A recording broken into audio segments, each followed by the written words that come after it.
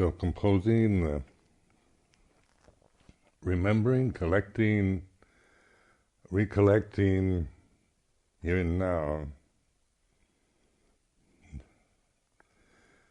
This retreat now has been over a week, so observing was at this very moment the state of mind you're in,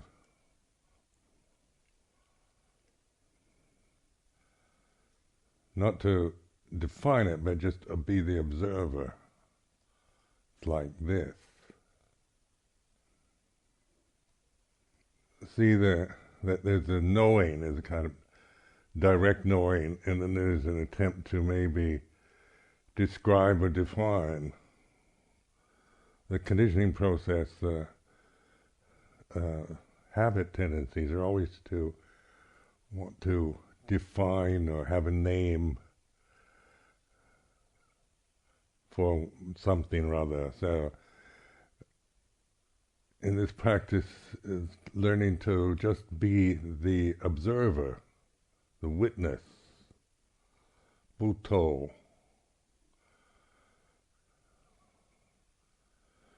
So this is a like direct knowing, intuitive knowing, where when we want to know about things, then we define them and then we analyze. We depend on our thinking process, thinking in various ways, qualities, good, bad, right, wrong, true and false.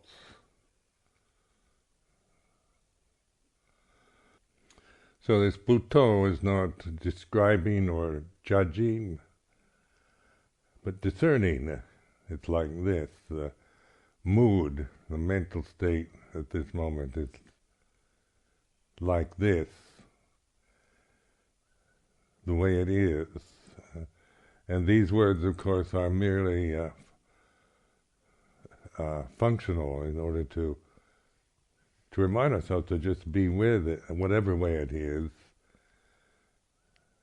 not to make anything out of, not add to it, not compound it with a definition or a quality or liking or disliking, but just trusting in this direct witnessing, knowing. And then this is the relation of Buddha to Dhamma. So you can see by claiming it as my feeling, my mood, my body, then we put something more onto it. It becomes a personal possession. So it's no longer Dhamma. We're lost into samsara, or the conditioned realm, and that has its own, tendencies to carry us away, get lost in this whirlwind of samsara. So we find our stability in awareness. We're not trying to blot out, destroy the world, ignore or resist, but know this. And in this form of a human individual, this is how what we can do within this human limitation of physical body in this realm, the earth, the planet, seeing, knowing Dhamma rather than creating all kinds of other conditions out of delusion, out of ignorance.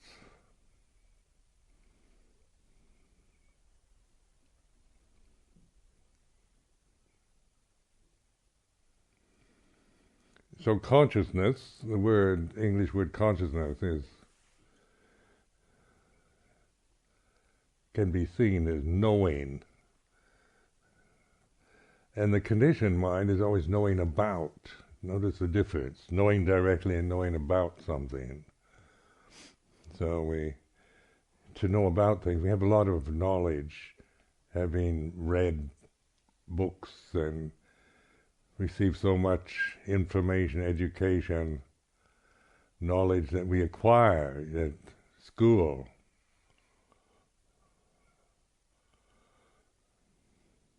From the media, we're inundated with information. So we know a lot about a lot of things.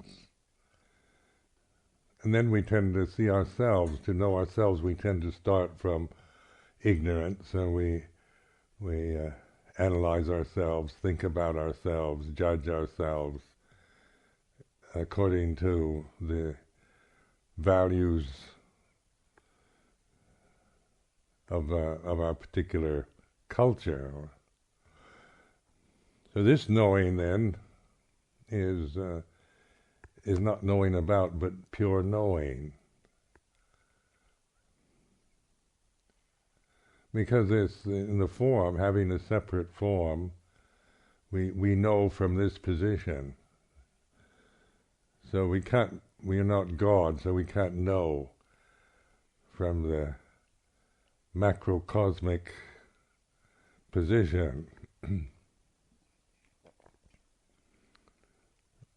Because of the limitation of a physical body, we can know from this position, this body as it is, the feelings, the sensitivities you're experiencing, the thinking habits, the memories. So it's like a microcosm, but that's enough, because the pattern is the same whether it's on the absolute, universal, total level, or this microcosmic position, the body, your own body, the feelings, sensations, thoughts, memories, emotions that you're experiencing, knowing them as they are what they are there. And that knowing then means that as you understand the result of attaching to these conditions out of ignorance, that is the cause of suffering, then you realize there's no need to suffer from them. It's not attached, non-attachment.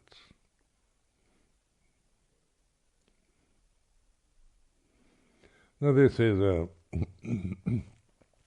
lifetime practice, because the power of our karma, the conditioned realm is so powerful and convincing, and we've lived our lives being so conditioned to perceive it through various cultural attitudes or personal attitudes, and that it's we tend to always slide back into that. But during this retreat, just to get a taste of this, the potential that we all have toward liberation. So in this way, we learn from our karma, like each one of us has to learn from the way we are. We can't make ourselves into somebody else. So whatever conditions you find, whether, how good or bad, right or wrong, foolish or intelligent, or whatever you're seeing, or good health or bad health, whatever. It's the knowing that is your refuge, not the conditions.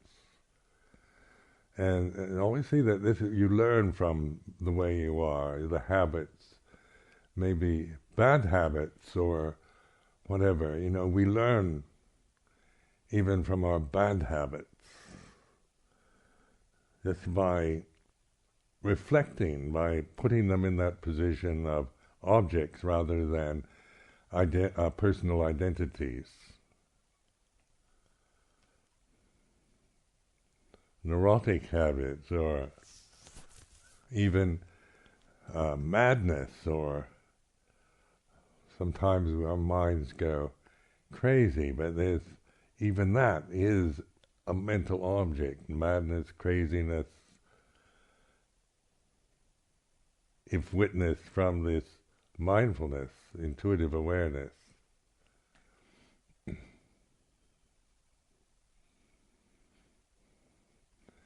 And one of the big problems for very rational, intelligent people is they can figure things out so well, they think it's wisdom. So they get a kind of conceit of kind of cool conceit of because of your clever minds. But even that is out of ignorance. So it's learning to recognize this intuitive awareness as it happens, so that this is the path, and even the sense of I'm such a clever person is seen as an object. Then to reiterate this reflective ability in the Four Noble Truths, the three aspects of each truth. I mean, this can sound complicated, when you first start. The three aspects, the 12 insights, the Four Noble Truths. It sounds like a neat package, and it is, in fact, very neat, tidy teaching. But the three aspects to each truth, the statement, there is suffering, that's the Variati Dhamma, where Variati Dhamma is the Dhamma that we've been given through the scriptures, through the suttas. So that's what we acquire, that's from the suttas or from the teacher. And then Bhatibat, or tells us what to do with it. So it's to practice what to do with this. There is dukkha. Dukkha should be understood. So this is Bhatibata, and this is like should be understood. And so this means that it tells us what to do with it, not just a statement that we grasp, there is dukkha, but should be understood. So it's to understand in this way is to recognize dukkha. Or like to stand under it, to know it directly, not know about dukkha, or from the ideas or even personal sense of I'm a suffering person. It's not personifying or owning dukkha, but there is this feeling of inadequacy or dissatisfaction, dis-ease, worry, whatever mild form it may be, or severe form, anguish and despair. There is dukkha, then dukkha has been understood. So this is the result. So notice it's reflecting.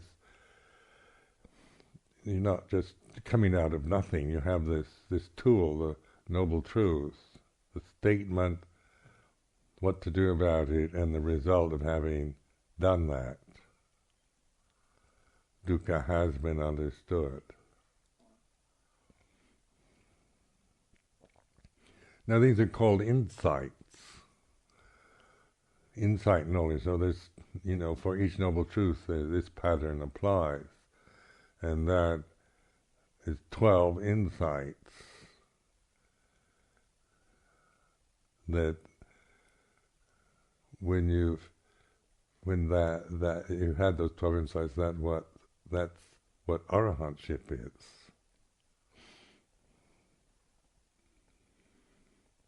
But again, I don't think I'm going to do this in order to become an arahant. That's starting out from delusion again. And this whole sense of I've got to get something or become something. So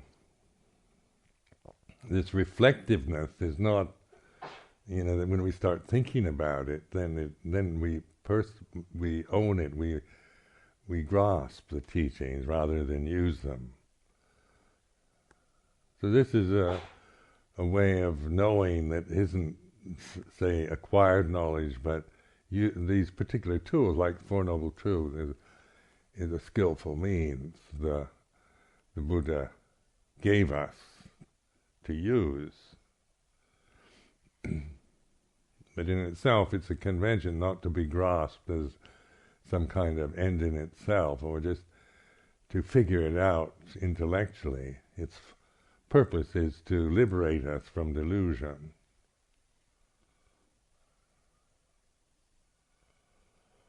So I have this simile of the prisoner in the prison cell, and in this miserable prison cell, locked in, and the Buddha somehow gets in, and he gives you the key to the prison cell and tells you, now all you have to do is see that door to the prison cell, there's a little hole there, and insert the key into the hole and turn it to the left, and then twist the knob to the right, and the door will open and you can get out.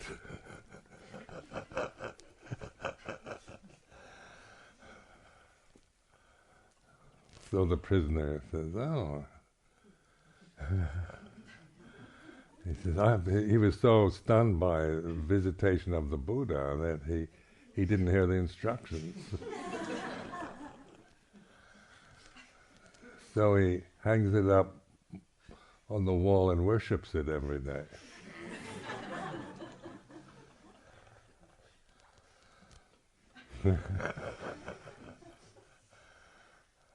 And of course he doesn't get out of the cell. But he might be a little happier in the cell.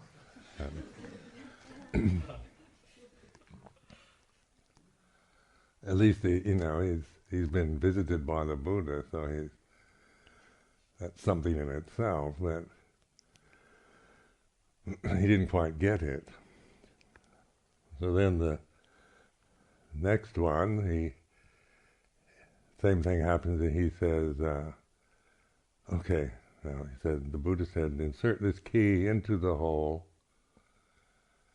and turn it to the right, and then turn the doorknob to the left.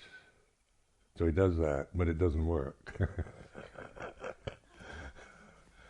And he says, oh, it's not true. It can't. So then the third one follows the instructions perfectly and gets out. Which one are you?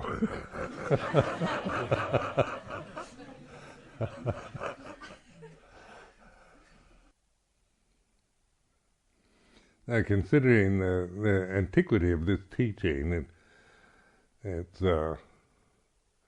according to our terminologies in history, 2,552 years ago, and so this is not a kind of New Age discovery. It's not like it's kind of something that modern civilization has invented. It comes from an ancient time when on the planet Earth, the population was small and things were very different. But it's a universal truth based on a universal truth, not on just cultural conditions of a certain age.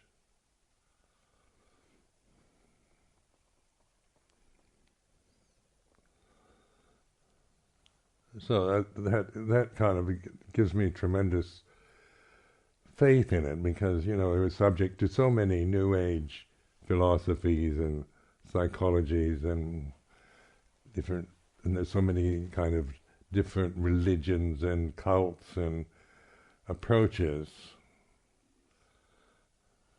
that we also have the conceit, like Western civilization has can be very conceited that we're very advanced. Not like ancient India, they were still, back in the Dark Ages or whatever, but now we're so civilized and advanced. Tony Blair said, we're very civilized. So, and we've got this terrible conceit that somehow we're the kind of leaders of the world. With modern medicine, science, everything, we think we're so advanced. And that's a dangerous conceit, the sense of being advanced, as whether we see it personally or grasp this or assume this view because we're Europeans or whatever. We can be culturally conditioned to make these assumptions.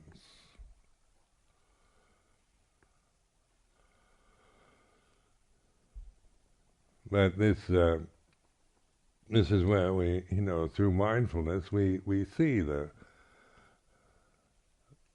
dukkha, the suffering of being attached to all the ideals we have of being advanced civilization, modern, progressive.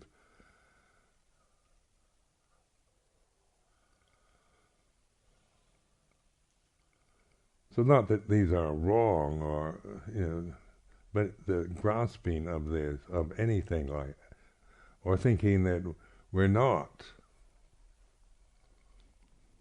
going to the other extreme. But knowing the world is the world, one of the epithets of the Buddha is lokavidu, knower of the world.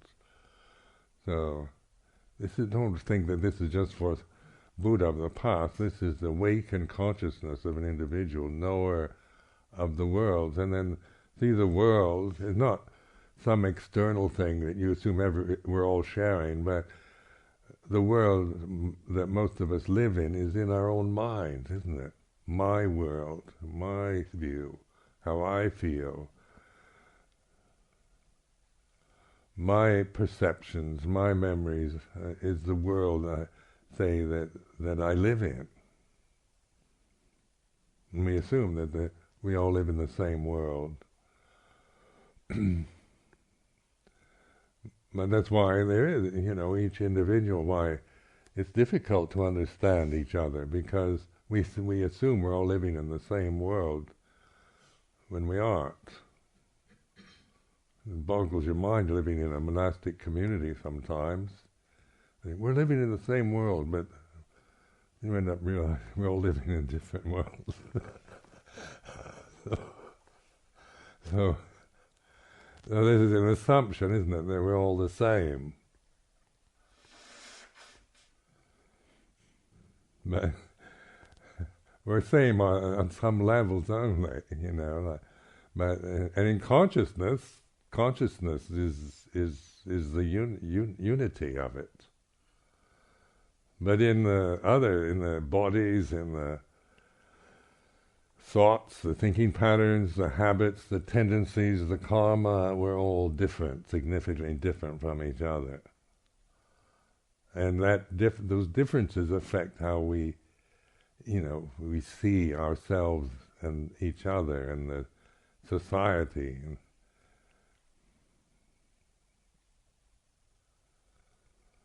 But this mindfulness then puts us into this realm, into this knowing state, which transcends the differences, the conditions, but knows them.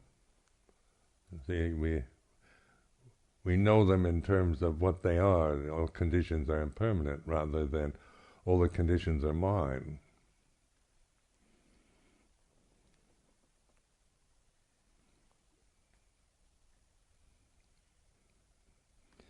So in contemplate, like how divisive the thinking process is, like attaching to thinking, it divides, it's dualistic, it separates one thing from another. It's discrimination, it's critical. That's its function. It compares. It evaluates the thinking mind. This is big, this is small. We name things. This is Amravati. This is a Buddha shrine. This is, these are names that we give the objects that we experience. So in this way, it's conventional reality. Samuti satya. This word samuti, that means it's conventional. It's a kind of, a convention is a tool, we use, we agree. I'll just call this a Buddha rupa, or a glass, or a clock, or a man, or a woman. On like that, there's agreement on a conventional level. So language is about that. It's about difference. And then intuitive awareness is unity, oneness. There's discerning, but it isn't a naming, critical, evaluating function.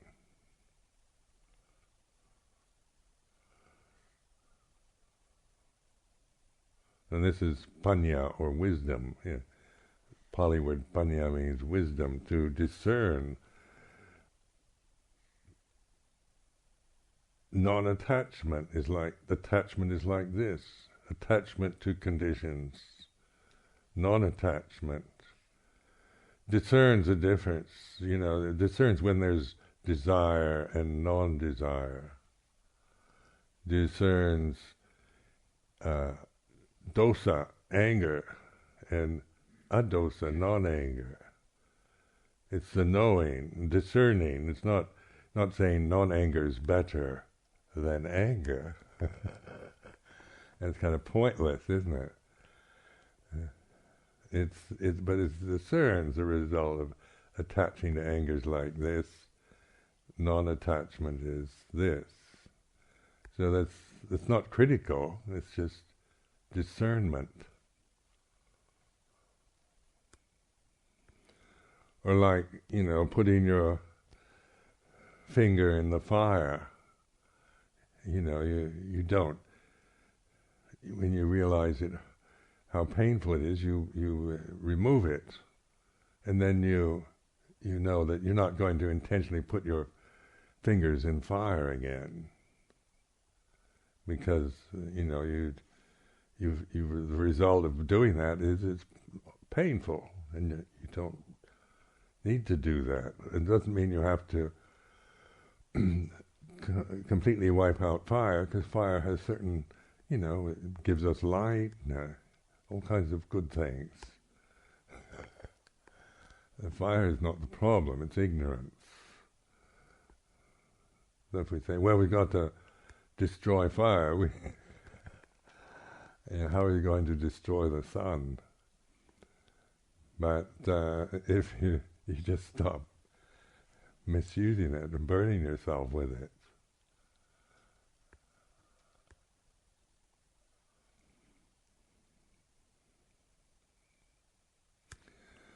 Remember, they used to, the Sankhara in the five khandhas, Rupa, Vedana, Sanya, Sankhara, Vijnana, used to be translated as compounded. And so, and this I've contemplated a lot, how, like naming something makes it more than what it is. So this reflection on as is, the way it is, dattada, suchness. These are, like dattada is the Pali for the way it is.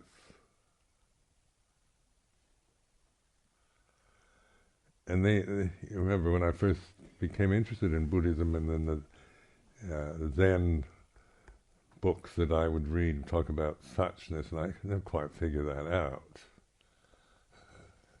Because my mind was still, what do they mean by suchness? Doesn't make sense to a conditioned mind, because it's either one thing or another. It's got to be good or bad, right or wrong, or shades of grey I can manage, lighter grey, darker grey. But suchness was a mystifying, baffling concept, and yet some part of me was fascinated by it. And in Pali, they have that da, they actually have a word meaning that. But how do you define it? And so in English we translate it the way it is or as is, but this can also sound almost dismissive, just like a kind of fatalism. Well, that's life, that's the way it is. You just have to bear with it. Kind of. You can't win all the time. It's just the way it is. It's kind of a, negative resignation. It's not observing the way it is. As is.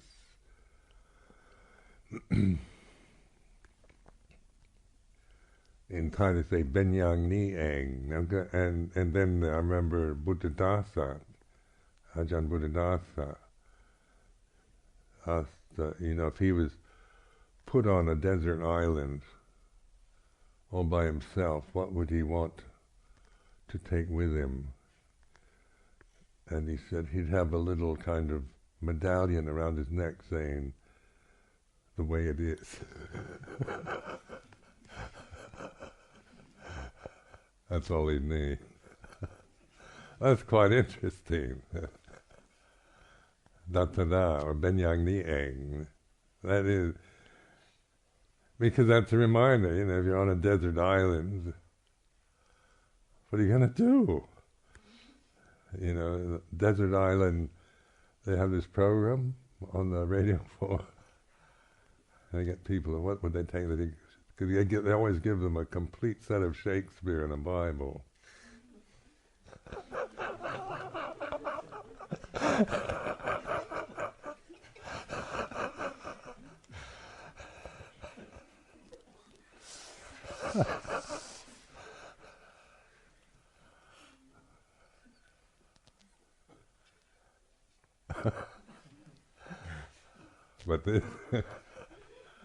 But Buddhadasa only wants a little kind of something to hang around his neck to remind him of the way it is.